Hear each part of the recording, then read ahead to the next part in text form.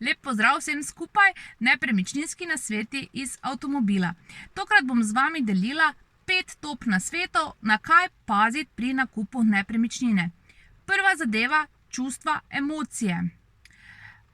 Dajte probati izklopiti na to, ko kupujete vašo nepremičnino, ker je vseeno vredna vaša nepremičnina recimo 70-80 tisoč, in si dajte en taki spisek narediti, kaj v bistvu vaša nepremičnina rabi. Torej, kaj vi potrebujete in kaj si želite, pa potem neko sredino najdite. Mogoče si želite biti na mirni lokaciji, ob enem pa potrebujete hitro dostopno lokacijo do avtoceste ali pa do centra mesta. Mogoče si želite, da bi vaša tašča mogla 3-krat prestopiti avtobus, preden pride do vas. V bistvu pa potrebujete, da je vaša tašča hitro dostopna zaradi otrok. Tako da, čustva pozabite. Druga zadeva je mogoče nepremičnina na sveže prebeljena. Zakaj je na sveže prebeljena? So mogoče lastniki želeli z tem karkoli zakriti? Mogoče zamaka zgornjemu sosedu dol? Mogoče je vlaga? Dajte, če lahko, premaknite pohištvo. Slovenci smo ful smešni.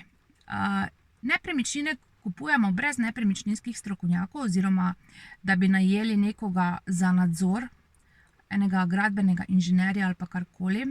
Imela sem za primer, ko so hotel kupovali, so seveda prišli na inšpekcijski nadzor neke vrste, da so seveda vse pregledali. Ko Slovenci kupujemo avtomobil, zraven vzamemo prijatelja, ki je avtomehanik. Ko pa kupujemo nepremičnino, pa žal se sami na to najboljše spoznamo. Tretja zadeva, parkirišče. Dostikrat, ko pridete na ogled, imate seveda kje zaparkirati in pozabite na to zadevo. Poskusite še popoldan in čez vikend. Boste mogoče presenečeni. Poglejte, če je parkirišče, na katerem se parkira, funkcionalno zemljišče bloka ali je mogoče v lasti ene tretje fizične osebe, da ne bo mogoče čez 1 leto tam stal blok. Naslednja zadeva, na katero je treba paziti. Ok, ZK stanje ne bom govorila, ker bom ZK izpisek en dan posebej vam razložila.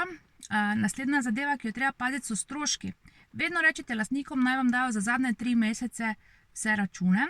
Če kupujete nepremičnino poleti, pa naj vam dajo še za zimske mesece, recimo december, januar, februar.